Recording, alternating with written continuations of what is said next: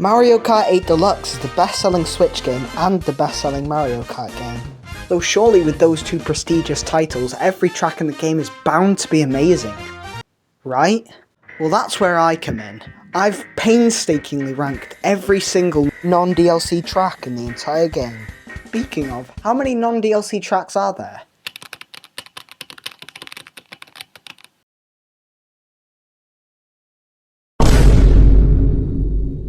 Oh boy.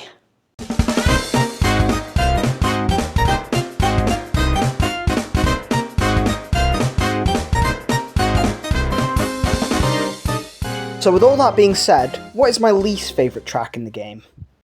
Oh my god, bro. Oh, hell no. If you were to ask a robot the most boring thing in the entire world, it'd probably give you Toad's Turnpike. This track sucks. It does literally everything a Mario Kart track shouldn't do. It's boring, it's uninteresting, and it's a slog to play. I honestly wouldn't be surprised if it was a torture method back in the day. That's how boring it is. But yeah, not fun, not interesting, not good.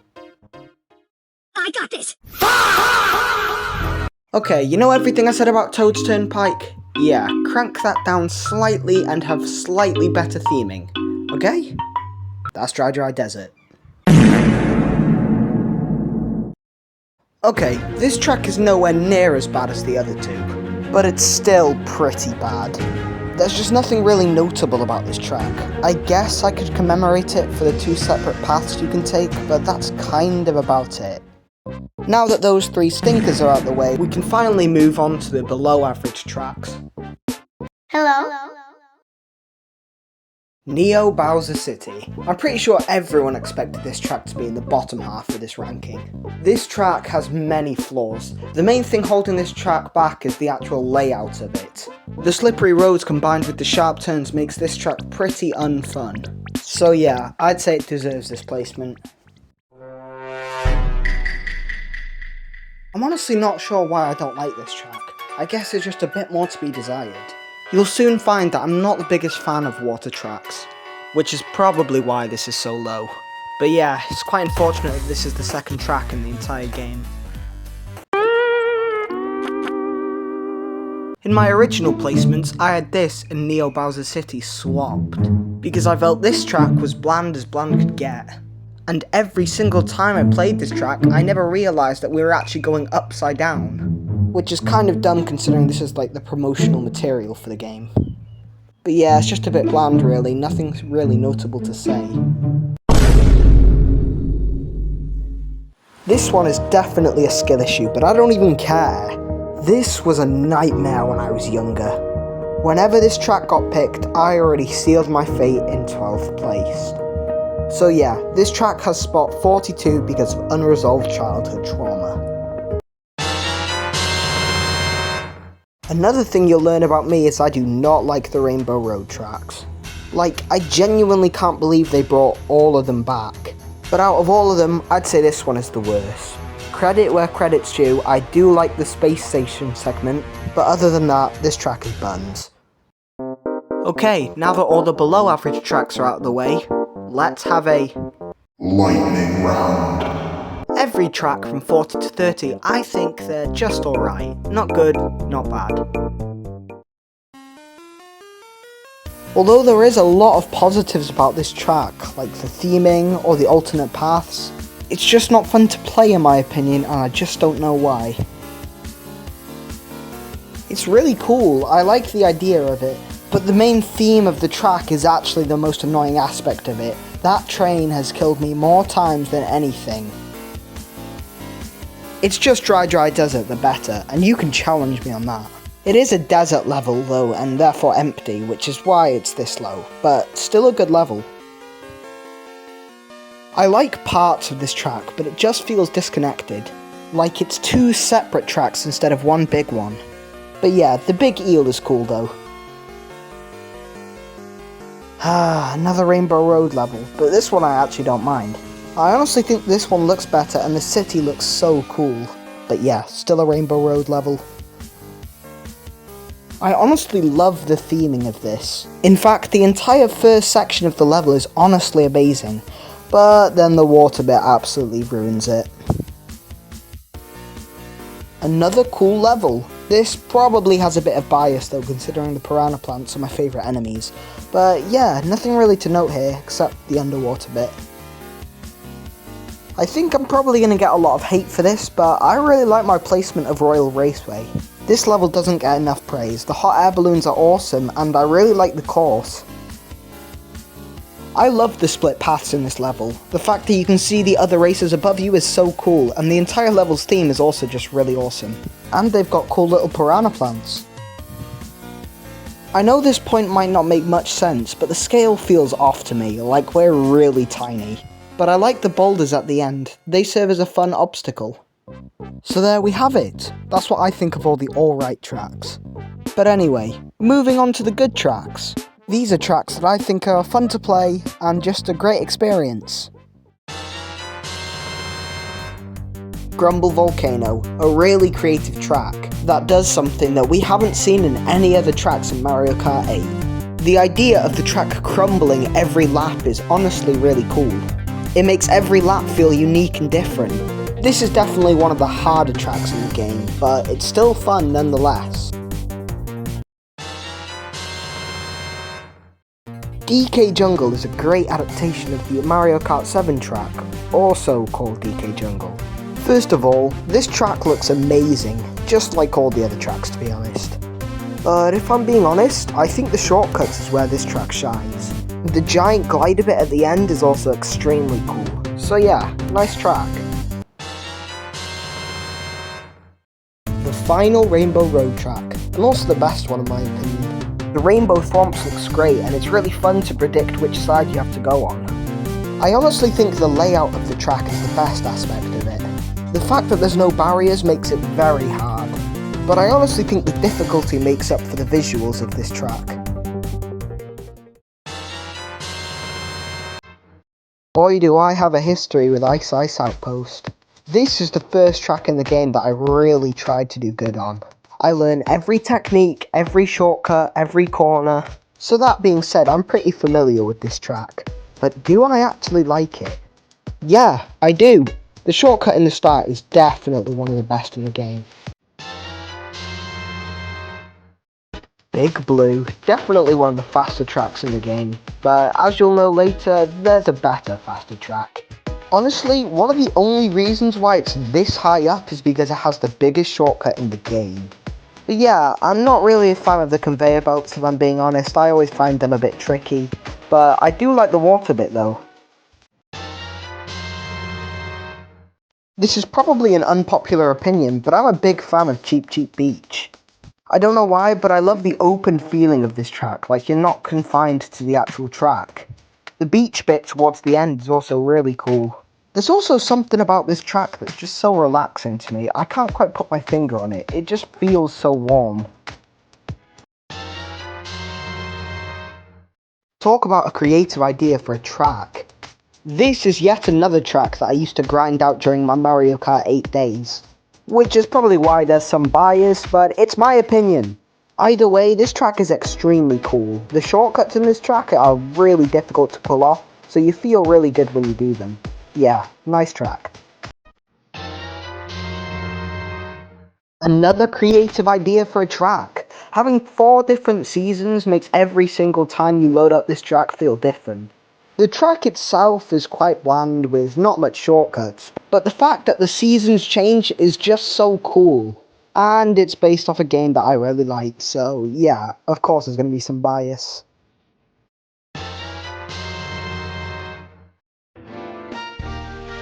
Excite Bike Arena. It makes sense why it has exciting in the name.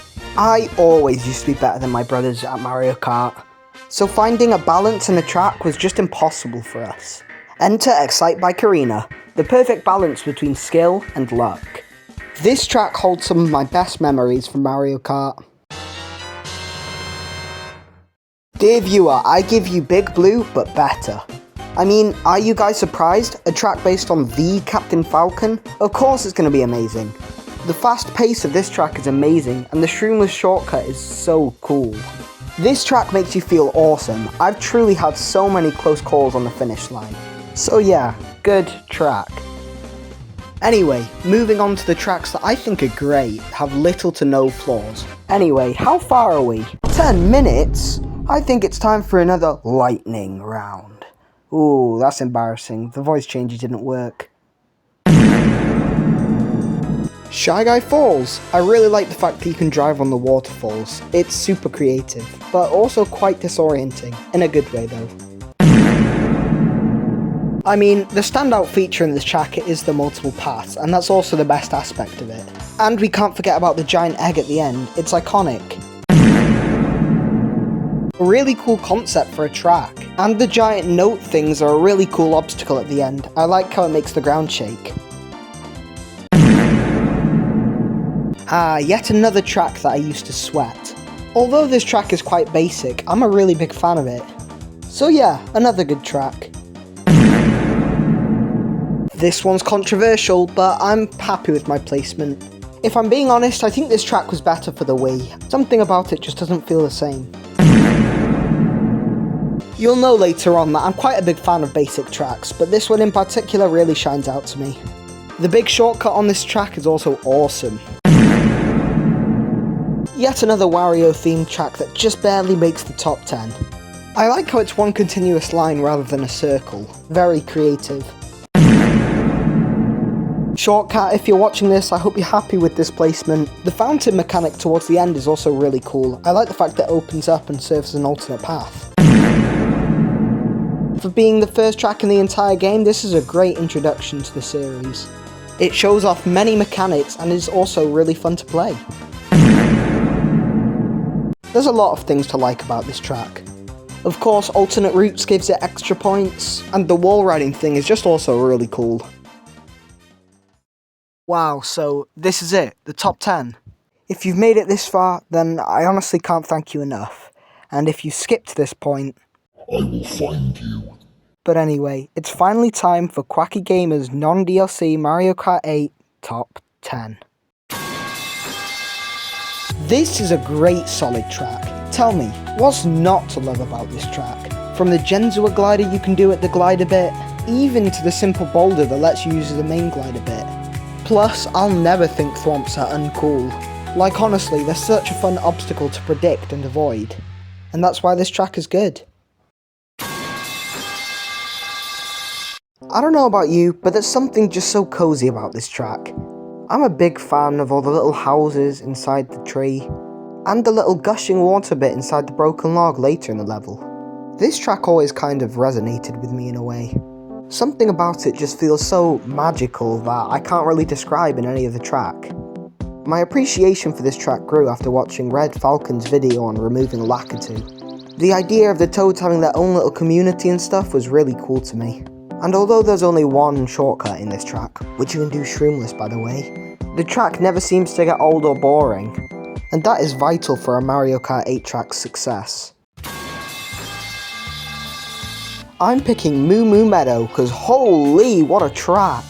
Although I think this track peaked in Mario Kart Wii, and I may just be blinded by nostalgia, but oh my gosh, what a track. I mean seriously, there's always something about one track that has a creative obstacle, and in this case it's the cows, which is also the main focus of this track. And for a good reason, these cows are adorable. In my opinion, this is one of Mario Kart 8's most creative tracks, and it's not even from Mario Kart 8. Although I will admit the layout is kind of bad, you know, with a few straight lines like right now. I honestly think this track makes up for it in creativity alone, and that's all it needs. At least Wario managed to have one track in the top 10. And this also made me realise that Wario has 3 tracks about him, while Waluigi only has 1. Seems a bit unfair to me. Either way, this track is awesome. It originally debuted on the N64 and took 29 years to finally come back. So after all those 29 years, is it better? Yeah, kind of. I mean, it's good, and I like it, but that's kind of it. It's the same structure, but still a really cool track. And even though it is a cool track, I still think Waluigi Stadium is better. But hey, the underwater bit's cool. This is a perfect example of just a really solid track. Something about it just kind of gives off Wii vibes, and I can't really explain it. But either way, we can avoid it for as long as we want, but I might as well cover it now. This has by far the best layout of a track. I mean, look at it, it just works so well. It's got a nice variety of enemies, and to be honest, everything just looks great, but that's everything in Mario Kart 8, everything looks great. This was also the first track I learned how to do the Shroomless shortcut on. It took me loads of attempts to finally get that waterfall shortcut done right, but honestly, this track is great. I just know all the online players are smiling right now. Of course everyone knew it was going to rank high, it's Cheeseland. The #1 bagging track in the game where you can stay in last place, get good items, and then do the insane shortcut with the bullet bill. Not to even mention the Genzua glider in the end, this track is Mario Kart. It's creative, it's got so many skips, there's so much tech, it's amazing. And although I do really love this track, I still feel like there's some better ones. This track has like no negatives and will go down as one of the best Mario Kart tracks in history. This track is definitely a hot take, but hear me out. I said earlier how I liked simple tracks, and well, here it is. This is what I was preparing you for. Yes, I'm aware this is a simple track, and I know there is a really long, boring straight bit, but I mean, come on. This track was released on the SNES in 1992, being one of the original Mario Kart tracks. So if you were expecting some crazy level of detail, then you're stupid! With all that being said though, I've made a lot of good memories on this track. The last stretch right here to the finish line is absolutely crazy. I've had numerous times where me and my brothers become so close to getting first. Finally, the top 3. This is the moment you've all been waiting for and has probably skipped to. But anyway, with that out of the way, why have I chosen Cloud Top Cruise? It's not a great track by any means, and to be honest, it's objectively kinda bad. And no, don't worry, I won't be spouting on about nostalgia, trust me, that'll appear more later. But I will say one thing, this was 2 of my brother's favourite tracks, so in turn, this was the track we used to play the most. And I guess that kind of resonated with me, because it's top 3 in 48 tracks, so yeah. This is a nice track to be honest, it's just very pleasant.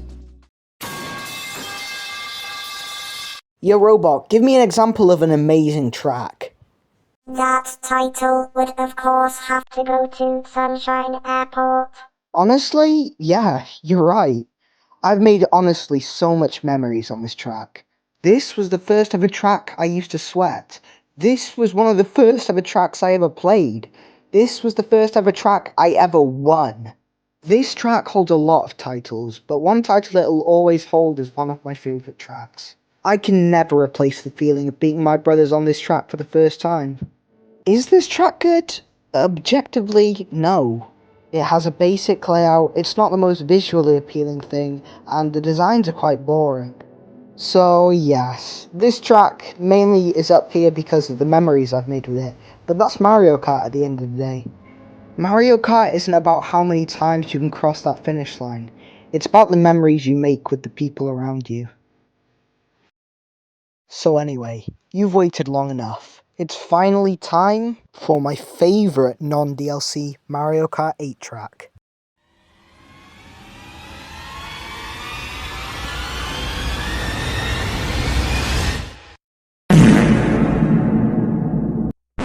Whoa. What do you mean you don't know? Yeah, while I was writing the script for this, I accidentally forgot one track. Wait, so that's your favourite track? No, Sunshine Airport is. Wait, but that's second place. What's first? At the end of the day, dude, does it really matter? I mean, I'm just a guy on the internet ranking fictional video game tracks. Is it really that deep? I mean, if you think about it, it's kind of poetic in a way.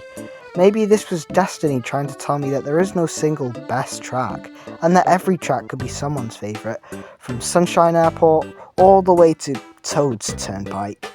Every track holds a special place in someone's heart, and to be honest, that's what makes this game beautiful.